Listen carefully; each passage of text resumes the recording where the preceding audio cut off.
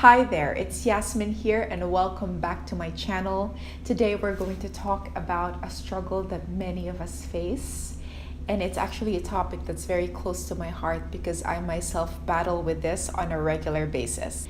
Based on the title of this video, you know that we're going to be talking about stress management, but I'm not referring to acute stress, which is the type of stress that we experience in the short term when faced with a tense situation. In fact, acute stress could have been what helped us survive during primitive days when faced with brief challenges such as an attack from a predator, for example. I personally believe that acute stress at a certain level can help us be more alert, stay focused, and motivated. Guys, I have deep respect for emotions as human beings, so if you are facing a level of stress because of something that happened at work or at home, then it's good to honor that as long as we do not stay feeling that way for a long time.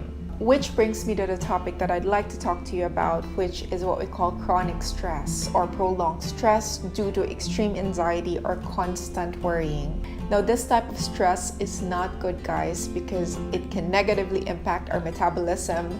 You notice that when you're feeling a lot of stress, you can either lose weight or gain a lot of weight. It also negatively impacts our adrenal glands, which is responsible for regulating our hormones.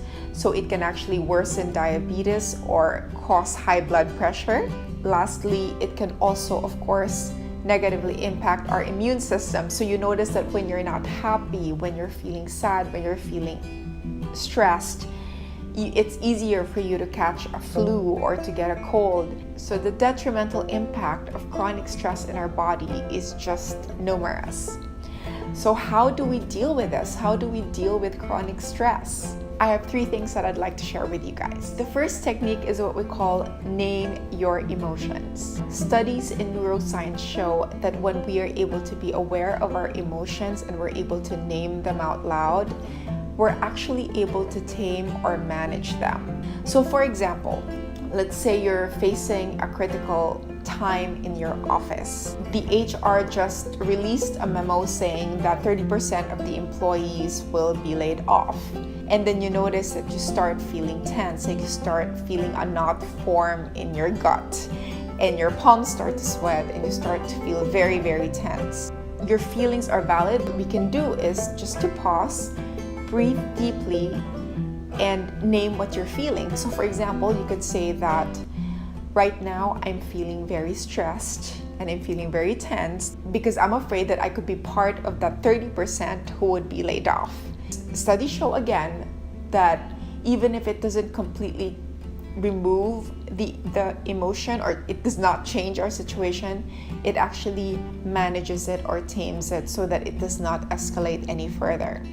The second technique is to start your day by consuming food that helps you feel empowered. Guys, I'm not talking about donuts or muffins or all of those unhealthy things. I'm talking about food that nourishes us, gearing us up for the journey ahead. It's very important to remember that our mind, body, and emotions are all interconnected. Tony Robbins, probably the most successful strategist, self-help guru, motivator out there, says that the quality of our lives is directly related to the quality of the state that we're in. So it's very important to put ourselves in a peak state to begin our day.